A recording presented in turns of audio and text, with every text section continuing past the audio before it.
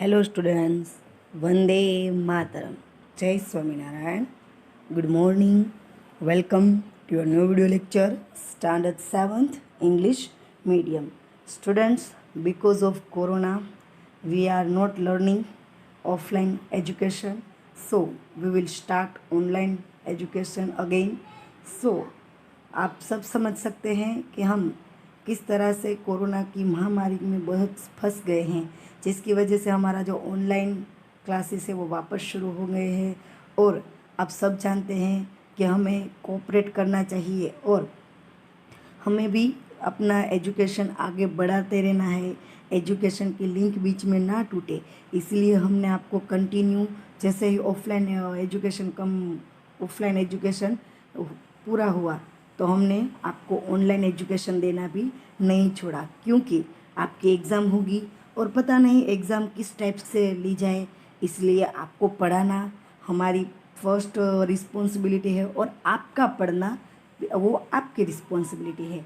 तो आपको एग्ज़ाम में अच्छे मार्क्स लेने हैं, है ना, अच्छे मार्क्स लेने हैं या फिर गुड वर्क दिखाना है, तो आपको भी ये लेक्चर्स अटेंड करने होंगे। लेक्चर्स के सभी ये होमवर्क जो दिया गया वो भी कंप्लीट करना होगा, क्योंकि जो हमने लेक्चर्स लिए हैं, अटेंड किए हैं, उसमें से एग्ज़ाम में पूछा जाएगा और कुछ तो नहीं पूछा जाएगा। तो हमने प्रीवियस लेक्चर में आपका ग्रामर का चैप्टर 32 कंप्लीट किया था। आज हम आपका ग्रामर का चैप्टर 33 वॉइस वो स्टार्ट करेंगे। So let's start 33 chapter voice. और स्टूडेंट्स, आपको इसका जो होमवर्क दिया जाए वो आप होमवर्क घर पे कंप्लीट कीजिएगा। In the active voice the subject is the doer of the action. In the active voice the action passes from subject और subject to object. Students, active voice यानी कि उसमें जो सब्जेक्ट होता है वो मेन एक्शन यानी कि डूअर, जो सब्जेक्ट होता है वो डूअर होता है, यानी कि जो एक्शन होता है उसका करने वाला कौन, तो वो सब्जेक्ट होता है। In the active voice the action passes from the subject to object. In active voice में जो एक्शन है यानी कि जो क्रिया है वो सब्जेक्ट के द्वारा ऑब्जेक्ट तक पहुंचती है। यानी कि अगर मैं आपको कहूँ मैं एप्पल खा रही हूँ, तो मैं क्या कर रही हूँ, खा रही हूँ। तो मैं जो खा रही हूँ वो मैं हूँ, वो सब्जेक्ट है, और एप्पल है वो ऑब्जेक्ट है। मेरे द्वारा जो एप्पल है वो खाया जा रहा है, तो मुझसे पास होके क्रिया ऑब्जेक्ट तक पहुंचती है। देखिए, Jiten at all the chocolates. Jiten ने सारी चॉकलेट खा ली। अभी जितेन है वो सब्जेक्ट है यानी कि डूअर है, और चॉकलेट्स है वो ऑब्जेक्ट है यानी कि जो जिसके ऊपर एक्शन किया जा रहा है। तो सब्जेक्ट के द्वारा ऑब्जेक्ट के ऊपर एक्शन किया जाता है। और in the passive voice the action is done to the subject. Passive voice में जो एक्शन है वो सब्जेक्ट के ऊपर किया जाता है। In the passive voice the subject is not the doer of the action, rather than action is done to it. देखिए, अब इसमें हम जो डूअर है उसको ऑब्जेक्ट की जगह रखते हैं और ऑब्जेक्ट को हम डूअर की जगह यानी कि सब्जेक्ट की जगह रखते हैं। तो कितना डिफरेंस होगा, तो कितना चेंजेस होगा वो देखते हैं। All the chocolates were eaten by the Jiten, यानी कि सभी चॉकलेट जितेन के द्वारा खाई गई। तो अभी यहाँ चॉकलेट है वो डूअर के स्थान पे आ जाता है प्लेस पे, और जितेन है वो ऑब्जेक्ट के प्लेस पे आ जाता है। How to change the voice. अगर हमें वॉइस चेंज करनी है तो हमें कौन कौन सी बातें याद रखनी है, ये हम खास याद रखेंगे स्टूडेंट, क्योंकि हम ये याद रखेंगे तभी हमें पता चलेगा कि अगर हमें एक्टिव वॉइस का सेंटेंस दिया गया है और कहा गया है कि इसको पैसिव वॉइस में चेंज कीजिए, चेंज द वॉइस, तो हमें किस तरह से वो बदलना है वो हमें खास याद रखना है। देखिए, पहले एक्टिव वॉइस का सेंटेंस दिया गया है, the ball hit the old lady. The ball hit the old lady, यानी कि जो बॉल है उसने ओल्ड लेडी को मारा, यानी कि जो बॉल है उसके द्वारा ओल्ड लेडी को लगा ऐसा। ये एक्टिव सेंटेंस है, इसको हम पैसिव सेंटेंस करेंगे। The old lady was hit by the ball. यहाँ पे बाय ये याद रखना है स्पेशली, क्योंकि पैसिव वॉइस करेंगे तो बाय ये सब वर्ड्स होगा ही, और सब्जेक्ट और ऑब्जेक्ट की जगह चेंज हो जाएगी। और कभी कभी तो टेंस में, कभी कभी नहीं, टेंस भी चेंज हो जाते हैं। जो फर्स्ट स्टेप है bring the object to subject position, देखा कि ऑब्जेक्ट और सब्जेक्ट की पोजीशन अलग अलग हो जाती है, दोनों की जगह अदल बदल हो जाती है। Second, take the subject after the verb, जो सब्जेक्ट है हमें वर्ब के बाद रखना है। Placing the word by before it, और उसके पहले हमें बाय ये वर्ड खास याद रखना है, ये वर्ड रखना है। स्टूडेंट्स मेरी बात पे गौर कीजिएगा कि सब्जेक्ट और ऑब्जेक्ट की जगह भी बदलनी है, सब्जेक्ट को वर्ब के बाद भी रखना है, और वर्ड बाय ये उसके पहले रखना है। जैसे कि इसमें जो बॉल है उसको बदल बदल कर दी, बॉल और ऑलरेडी उन दोनों की जगह भी बदल दी। हिट ये वर्ब है और हिट के बाद बाय रखा है, जैसे हमको कहा गया था कि बाय वो बाय वर्ड जो है वो सब्जेक्ट के पहले रखा जाएगा। फिर third chapter step 3, change the verb to the passive form, और जो वर्ब है उसे हमें पैसिव फॉर्म में चेंज करना है, यानी कि इन शॉर्ट हम कहें तो टेंस चेंज होता है। तो यहाँ पे हम एक्टिव वॉइस के कुछ सेंटेंस रीड करते हैं, उसके सामने बनाए गए पैसिव वॉइस के सेंटेंस भी रीड करते हैं। ये हम आपको ये होमवर्क में 2 टाइम लिखना है, इस एक्टिव वॉइस के पूरे सेंटेंस और इस तरफ के पैसिव वॉइस के पूरे सेंटेंस। और ख़ास याद रखिएगा कि समझना है खास कि क्या क्या चेंजेस हुआ है, किस तरह से चेंजेस हुआ है, वो याद रखना है, क्योंकि इसी के बेस आप आगे की एक्सरसाइज कंप्लीट हो गई। देखिए एक्टिव वॉइस में है आई वाटर द प्लांट्स, यानी कि मैं छोड़ को पानी पिला रही हूँ। इसको हम पैसिव वॉइस में बदलेंगे, the plants are watered by me. देखिए अभी जो सब्जेक्ट और ऑब्जेक्ट की जगह बदल गई, आई को यहाँ पीछे ले गए तो आई का मी हो जाता है, प्लांट्स को तो आगे रखते हैं तो प्लांट्स का प्लांट से ही रहता है। फिर वाटर है वो प्रेजेंट टेंस है, इसको वो पास्ट टेंस में बदल दिया, प्लांट्स आर वाटर्ड बाय मी। हो गया, कितना चेंजेस हुआ, जो हमने आगे के 3 स्टेप देखे थे उसी स्टेप के चेंजेस करके बनाए गए। फिर आगे आई वाटर्ड द प्लांट्स, अभी देखिए आगे टेंस बदला है, ये सिंपल टेंस था, सिंपल प्रेजेंट टेंस, इसीलिए सिंपल प्रेजेंट टेंस में क्या हुआ, आर वाटर्ड, सामने भी सामने भी प्रेजेंट ही हुआ, लेकिन वो जो वर्ब है उसका प्लेस वर्ब है वो भी बदल गया, और जो टू बी वर्ब्स यूज़ हुए वो भी हमने देखे कि किस तरह से प्लांट से इसलिए आर यूज़ हुआ।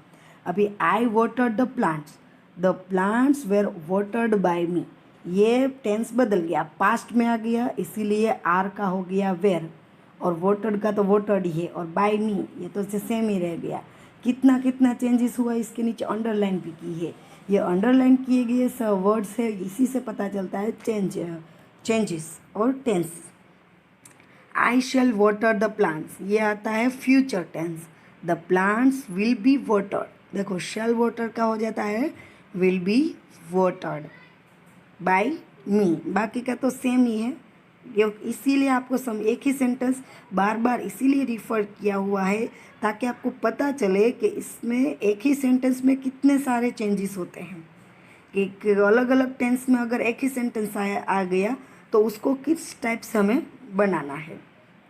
आई am watering the plants are being watered by me, I was watering the plants were, यहाँ आई था इसीलिए वॉज यूज़ हुआ, यहाँ पे प्लांट से इसीलिए वेर यूज़ हुआ। फिर वॉज वाटरिंग है तो वेयर बीइंग हो गया है, were being watered by me. I have watered the plants have been watered by me. I had watered the plants had been watered by me. I will have watered the plants will have been watered by me. I can water the plants can be watered by me. I hope students आपको इसमें समझ में आया होगा। अब इसीलिए मैंने आपको होमवर्क में 2 टाइम लिखने को दिया ताकि आपको ये अच्छी तरह से समझ में आ जाए कि किस टाइप का सेंटेंस हो और उसको पैसिव वॉइस में चेंज करना हो तो इसमें किस टाइप का बदलाव आ सकता है। यहाँ पे हम अगर सेंटेंस बदलना चाहें कि शी वाटर्स द प्लांट्स, तो आप ऐसा सेंटेंस भी बना सकते हैं कि the plants are watered by her, ऐसा हो सकता है ना। इसमें थोड़ा हमने सब्जेक्ट बदला तो इस तरह का चेंजेस हुआ। आगे, in the passive voice if you don't know the doer of the action, अगर पैसिव वॉइस में आपको डूअर का पता नहीं है और you don't want to give it important, और अगर आप उसको कोई इम्पोर्टेंट देना नहीं चाहते हैं, you can leave out by plus noun phrase at the end of the sentence. तो आपको क्या करना है कि एंड में बाय लिखना है और उसके बाद नाउन फ्रेश लिख डालना है एंड ऑफ द सेंटेंस में। एग्जाम्पल, द जजेस अनाउंस्ड द रिजल्ट, ये है पैसिव वॉइस। इसको द रिजल्ट्स वेर अनाउंस्ड, अगर आपको बाय द जजेस ऐसा नहीं लिखना है तो भी चलता है, और अगर लिखना है तो यहाँ पे लिख के, जो ब्रैकेट्स में लिख के भी बताया है, अगर आपको इस तरह का सेंटेंस बनाना है तो भी आपका राइट पड़ेगा, और अगर आपको सिर्फ द रिजल्ट्स वेर अनाउंस्ड इतना ही लिखना है तो भी आपका सेंटेंस राइट होगा। ओके स्टूडेंट्स, आई होप आपको ये पूरा चैप्टर समझ में आया। अभी इसके बेस्ड आपको एक्सरसाइज दी गई है, जो एक्सरसाइज आपको अपनी ग्रामर में कंप्लीट करनी है। मैं एक सेंटेंस आपको समझा देती हूँ, वो सेंटेंस आप कंप्लीट कर लीजिएगा। इसी तरह एक्सरसाइज 2 में भी मैंने आपको एक सेंटेंस कंप्लीट करके दिखाया है। बाकी के सेंटेंस आपको ग्रामर बुक में भी कंप्लीट करना है और होमवर्क बुक में भी कंप्लीट करना है। नेक्स्ट लेक्चर में मैं आपको ये पूरी एक्सरसाइज कंप्लीट की हुई PDF सेंड करूँगी। ओके स्टूडेंट्स, तो exercise 1, change to the passive voice you may leave out the by plus noun. आपको इसको चेंज पैसिव वॉइस में बदलना है, और अगर आपको बाय प्लस नाउन नहीं लिखना है तो भी आप ऐसा भी कर सकते हैं, और अगर आपको बाय के बाद जो नाउन आता है वो लिख के सेंटेंस कंप्लीट करना है, ऐसे भी सेंटेंस कंप्लीट कर सकते हैं। तो मैंने तो बाय लिख के कंप्लीट किया है सेंटेंस, ठीक है। आपको जिस तरह से अभी इस प्रीवियस ये जो एग्जांपल दिखाया इस तरह के बनाना है तो भी चलेगा, और इस तरह का जो एग्जांपल है इस तरह से बनाना है तो भी चलेगा। ओके, मैंने फर्स्ट समझाया है, the headmaster asked Mohini to bring her parents.